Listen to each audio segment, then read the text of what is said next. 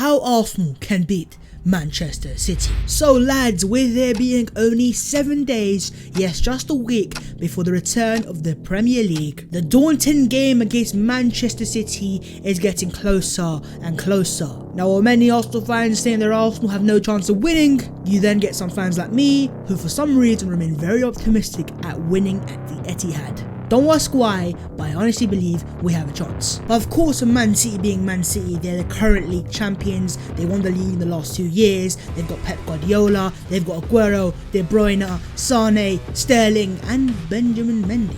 Man City are definitely a very good team and a team that obviously is going to be hard to beat. But here's where you guys are forgetting. Because Arsenal's current manager Mikel Arteta spent 3 years at Man City learning the ins, learning the outs, and he would have learned a lot about how the team plays, their strengths and their weaknesses. Because with Arsenal being 9th place in the Premier League, let's just say a win is a must. So with that being said guys, let's get into today's video and I am going to give you how Arsenal can beat Manchester City. You heard it first, let's get into this.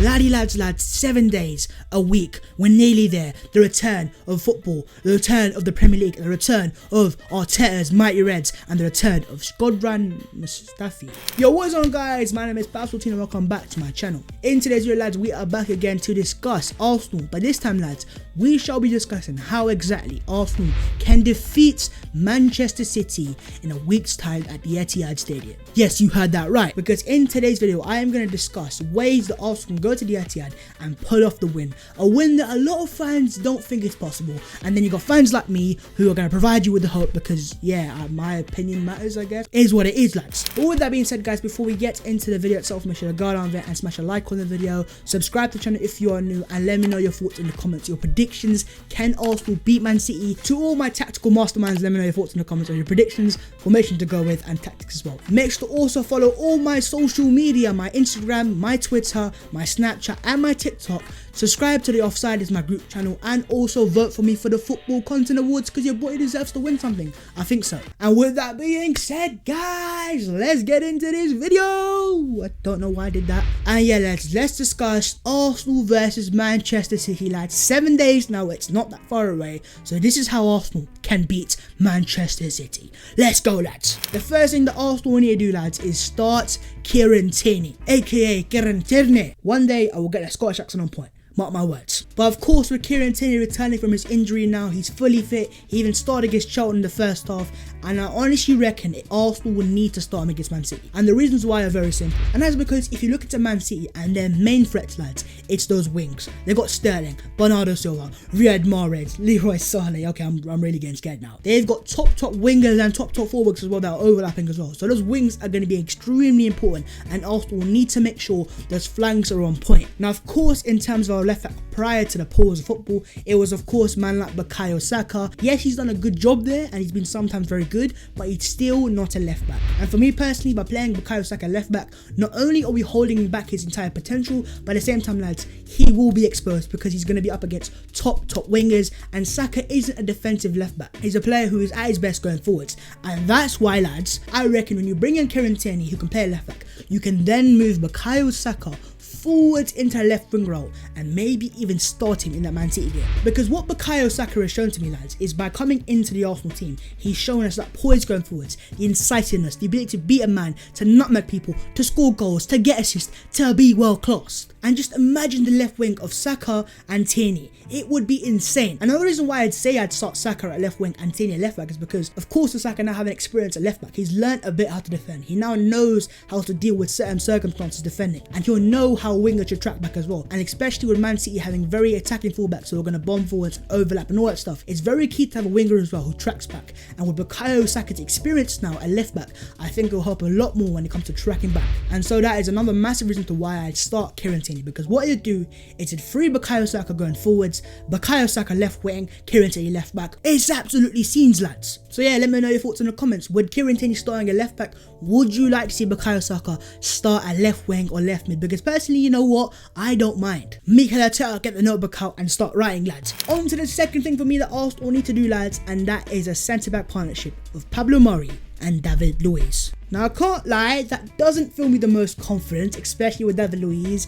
Etihad, Aguero, but at the same time, lads, what I understand is Arsenal are not going to win this game on an outstanding defensive performance. We have never and never will be, for now, a very good defensive team. The way we're going to win this game, lads, is going forward and attacking and being on the front foot. It's going to be hard and it's a massive risk. But for me personally, lads, what Man City's weaknesses is not their attack. And by sitting back against Man City, all you're doing is inviting pressure and playing into the hands of Manchester City. Now, don't get me wrong, we've already seen Man United go to the Etihad and sit back against Man City and beat them. But at the same time, lads, we don't have a defence of Maguire, who costs £80 million, Lindelof £40 million, Luke Shaw 35, and Aaron Wan-Bissaka £60 million. We just do not have the facilities to park the bus. Don't get me wrong, under Arteta, we have improved defensively somewhat, but I still think parking the bus at the Etihad against Man City is still a step too far. So for me, lads, if Arsenal are going to win this, lads, we have to attack Manchester City's weaknesses, and that is simple. Their defence is there to be get at. And so therefore, Mari and Luiz come in, because when you're playing out of the back, you need to have centre backs that are capable of passing into the front three, making the runs in behind, capable of progressing the ball forwards, and centre backs that won't give the ball away. And in terms of our best ball playing centre backs, Mari and David Luiz are by far our best ball playing centre backs. And so by playing them today, not only is it going to be easier for us to play out the press, not only do they also have experience of playing at a top level, but overall for me, lads, it will benefit our entire team going forwards. And that's for me how we're going to win this game. It's by attacking. We're not going to win this game by defending. That's my personal thoughts. Let me know your thoughts in the comments below. But of course, by starting David Luiz, we all know how David Luiz works. He's a good defender going forwards, but defensively, he is a bit dodgy, I can't lie. Everyone stop praying right now, because if we don't make a mistake,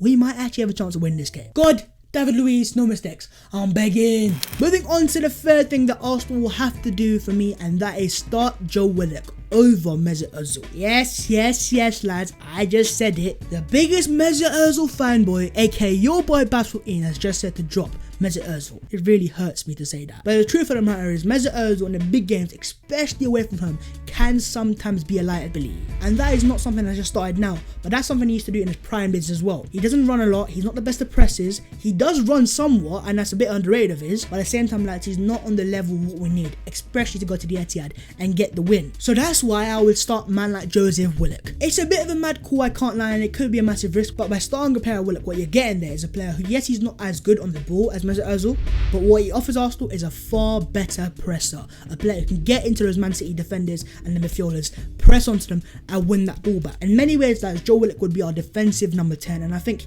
he's capable of doing that role. I think we saw Unai Emery go for that at Anfield this year as well, where he started Joe Willock to be that presser in midfield, and I can't lie, in that first half it was actually working. We were making chances, breaking Liverpool down, and Willock was having a very good game. Of course, Liverpool scored a corner kick and then they absolutely annihilated us. We were going to forget about that. But yeah, in terms of my reasoning of why he started Joe Willock over Mesut Ozil, it's simply because he's a better defensive number 10. He'll press harder, he's more like to win that ball back, to hunt that ball back and cause Man City more issues. I mean, you only have to go back to the interview that Kevin De Bruyne gave after Man City annihilated us at the Emirates this season, and what he said was the only player that Man City are threatened by was Gabriel Martinelli, and that was simply because Martinelli was actually running at them, causing them issues, causing them to make mistakes. And so that's why by starting a player like Joe Willock, you're going to be doing that again, a player who's going to work hard, who can press better than Ozil, who's a better defensive number 10, and also, make no mistake, he is also a very good goal threat. I mean, just go back to his goal against Charlton, it's a very good goal. Can Mesut Ozil do that? I don't think he has the facilities for that. And also Mesut Ozil, if things are not working out when struggling to break Man City, he's a very good player to bring off the bench. When teams are tired, there's more space for Ozil to run into, he can then exploit that off the bench and make chances as well. But still, for me, lads, I would personally like to see Joe Willock start, and that's simply down to his pressing ability and his ability to get into the Man City defenders, and that is something that Mesut Ozil just won't be able to do. I've already said earlier on the video that I want to see Arsenal attack, but I don't want to see Arsenal attack for the sake of it. I want Arsenal to be clever in their approaches, and I think by starting Joe Willock, a player who can press into Man City, that is being clever. So yeah, guys, let me know your thoughts in the comments. Would you like to see Joe Willock start over Mesut Ozil against Manchester City? Personally, you know what? I think I would. And finally, the last thing I want to see Arsenal do is start Aubameyang as a striker. Mikel Arteta, you heard that right. Now, of course, that is a massive contradiction to what I said yesterday in my predicted lineup for the Premier League, but my reasons for starting Aubameyang in this game is very simple. And the reason for me is to give Arsenal more balance going forwards. And by starting Aubameyang down the middle, with Saka on the left, or Martinelli as well, and then you've got a right winger in Nicolas Pepe, you've got a very, very balanced front three there. Don't get me wrong, I still think Lacazette could offer Arsenal a massive threat, and he's also scored a few goals at the Etihad before as well. But I think in a game like Man City, you're going to hit them with the pace, and Lacazette doesn't have that electrifying pace like Aubameyang would have down the middle, because then you'd have Aubameyang with the rapid pace down the middle, you've got Pepe electrifying on the right, and then you've got Saka or Martinelli absolutely rapid on the left as well. A lot of pace, a lot of balance, and a lot of fluidity as well. And again, lads, this is a very specific situation, lads. I'm not talking about your average Joe team. We're talking about Manchester City, 2-time Premier League champions. They've got some extremely good attackers, extremely good midfielders, but in the defense for me is definitely a liability, especially in the centre half area where they don't have that much speed. So when you have the pace of Aubameyang, Saka and Pepe, or even Martinelli, Man City will 110% be scared. And again, just like with the Mesut Ozil situation, if things are not working out, you then got a player like Lacazette, the French international, to come off the bench and make things happen as well. So not only would it offer us far more versatility and far more options as well, but it will also give Arsenal a far better chance for me of getting some damage to Man City's defence. That Man City defence by no means is good, and it is nowhere near as good as the rest of that Man City team. And for me personally, lads, for us to win this game, we're not going to win this game on defending. We're going to win this game on attacking Manchester City's weaknesses, and that is clearly the defence. I mean, it's crying out to be attacked at. And for me, to do that at our best, I think we need to see Aubameyang down the middle, Saka or Martin on the left, and Nicolas Pepe on the right hand side. And then we could be causing some damage, lads. But again, lads, I would like to point out that is just my personal opinion. Let me know your thoughts in the comments. Would you like to see Aubameyang start down the middle against Man City? Because wherever he starts, lads, let's get it straight, the man is still scoring. But with that being said, guys, I'm going to end the video there. Of course, if you have enjoyed this video, make sure to go on there and smash the like button. Subscribe to the channel if you're new. We're on the road to 10,000 subscribers, and we are like 200 away, so smash the subscribe button. And of course, lads, let me know your thoughts in the comments on the video itself and your thoughts on the Man City game going into it. Can Arsenal beat Man City? And if we are to beat Man City, how are we gonna do it? Let me know your thoughts in the comments. Make sure to follow all my social media, the Offsiders, and vote for me for the Football Content Awards. But with that being said, lads, we're gonna end the video there and there. In today's video, lads, we have discussed how Arsenal can beat Manchester City, and by no means am I saying we can beat them, but what I am saying is it's possible. I'll see you next time in a bit.